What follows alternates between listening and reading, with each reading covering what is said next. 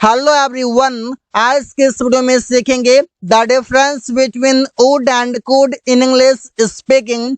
तो सबसे पहले समझते हैं यूज ऑफ वुड। वुड का मतलब है कोई काम किया करता था। इसका स्ट्रक्चर होगा subject would V1 plus object. हम लोग ताश खेला करते थे, वी वुड प्ले कार्ड्स।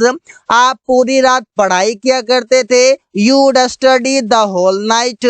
हम लोग प्रत्येक रविवार को पार्टी किया करते थे, we would do a party every Sunday. मतलब इन सभी सेंटेंसेस से एक चीज पता चल रहा है और वो है हैबिट। वो भी हैबिट कब का है? ये हैबिट है पास्ट का, मतलब बीते हुए कल का।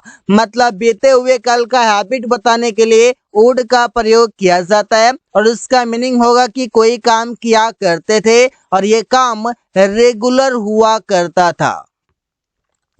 आप शराब पिया करते थे, यू ड्रिंक वाइन। आप ताश खेला करते थे, आप गेम खेला करते थे, आप स्मोकिंग क्या करते थे। कोई भी काम रेगुलर क्या करते थे उसे हम वुड से बना सकते हैं।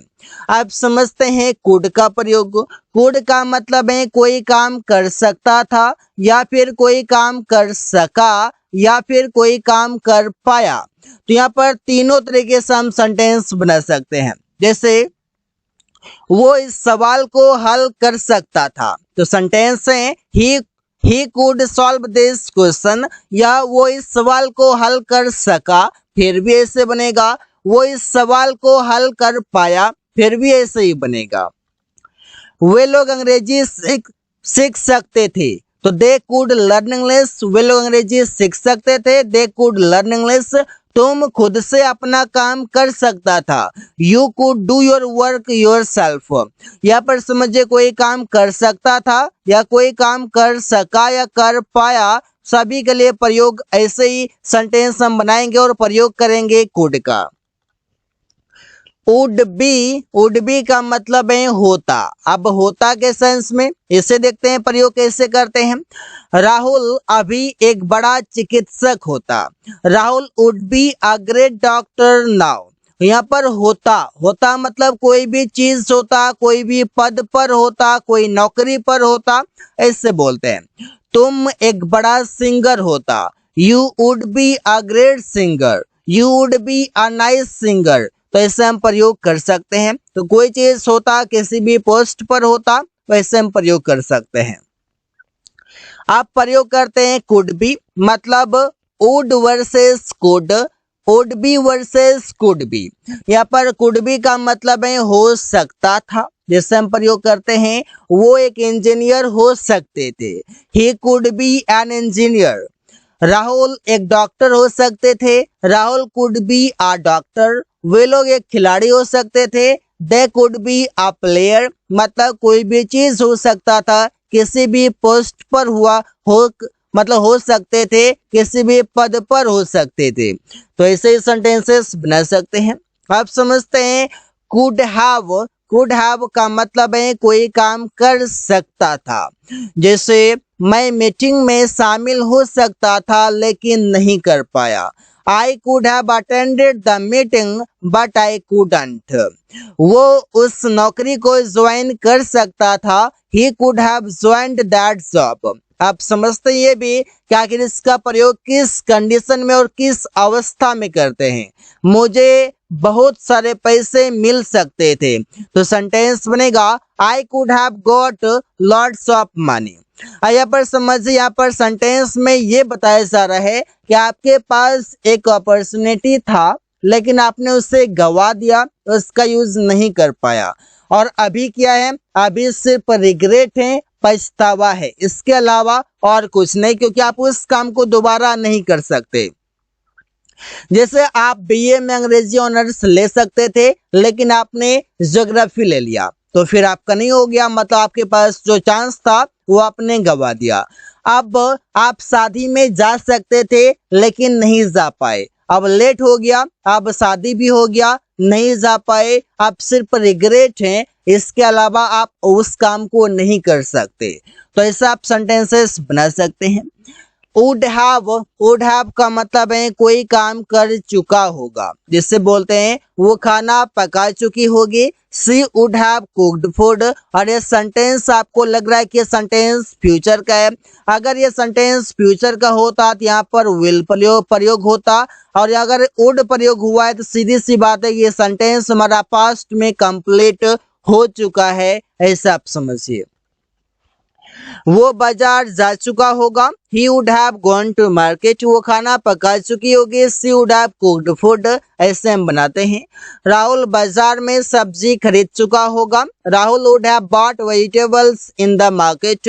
यहाँ पर सेंटेंसेस वुड हैव से कोई काम कर चुका होगा, और वो भी सेंटेंस बनेगा आपका पास्ट के लिए कि कोई काम पास्ट में हो चुका होगा। वुड हैव टू का मतलब है कोई काम करना पड़ता होगा, जैसे हम प्रयोग करते हैं राहुल को वहां जाना पड़ता होगा। Rahul would have to go there. आपको खाना बनाना पड़ता होगा। You would have to cook food. उसे सुबह में जल्दी उठना पड़ता होगा। He would have to get up early in the morning. यहाँ पर समझिए कोई काम करना पड़ता होगा। कब करना पड़ता होगा? पास्ट में करना पड़ता होगा, मतलब बीते हुए कल में करना पड़ता होगा। बीते हुए कल में करना पड़ता होगा, इसलिए यहाँ पर प्रयोग किया गया है वुड हैव टू। अगर फ्यूचर का बात करेगा यहाँ पर वुड के जगह पर सीधा विल हो जाएगा, लेकिन हम बात कर रहे हैं पास्ट की तो वुड प्रयोग करेंगे। आप प्रयोग करते हैं कुड हैव टू। इसका भी मतलब है कोई काम करना पड़ता, लेकिन यहाँ पर कोई काम करना पड़ सकता था। आप ये भी बात कर रहे हैं पास्ट का। सेंटेंस देखिए, मुझे बाजार जाना पड़ सकता था। कब? पास्ट में ही। सेंटेंस बोल के ही पता चलता है। I could have to go to market. उसे बहुत सारे पैसे खोने पड़ सकते थे। He could have to loss lots of money.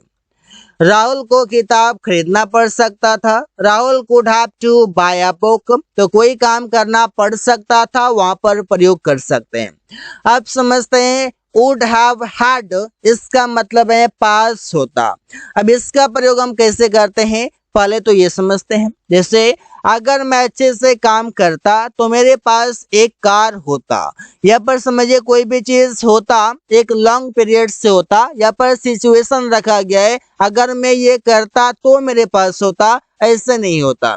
तो सेंटेंस होगा if I worked well I would have had a car. मेरे पास आज एक बाइक होता। कैसे होता? कोई काम करता तो होता, लेकिन अगर रियलिटी ये है कि अभी मेरे पास बाइक नहीं है। सेंटेंस का मीनिंग इस प्रकार से है, काल्पनिक सेंटेंस है। मेरे पास होता अगर मैं अच्छे से काम करता, अगर मैं अच्छे पैसे कमाता, अगर मैं पैसे को सेविंग करता तो मेरे पास होता, लेकिन अभी मेरे पास नहीं है। तो सेंटेंस होगा I would have had a bike today. यदि उसने पहले अंग्रेजी सीखता तो उसके पास एक अच्छा जॉब होता।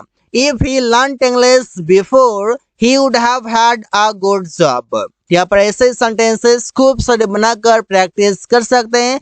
आई होप कि आप समझ पा रहे हैं सेंटेंस कैसे बनाना है। आप समझते हैं कुड हैव हैड। अब डिफरेंस तो हमको जानना है कि वुड हैव हैड का प्रयोग कब होगा, तो कुड हैव हैड का प्रयोग कब होगा। इसका मीनिंग हो गया कोई चीज पास हो सकता था। जैसे हम बोलते हैं कि सुमन के पास उसके पापा का भी सपोर्ट हो सकता था, लेकिन उसने पापा से कभी कुछ नहीं पूछा। तो सेंटेंस होगा Suman could have had his father support too का मतलब है भी, बट लेकिन he never asked something to father, मतलब उसने पापा से कुछ नहीं पूछा। तुम्हारे पास बैंक बैलेंस और एक बड़ा घर हो सकता था, लेकिन आपने पैसे की परवाह नहीं किया। You could have had a big house and bank balance but you did not care money. You did not care money मतलब आपने पैसे की परवाह नहीं किया। तो सो गाइस ऐसे ही सेंटेंसेस बना सकते हैं, कई सारे बनाकर प्रैक्टिस कर सकते हैं। So guys, thanks for watching. That's all for today.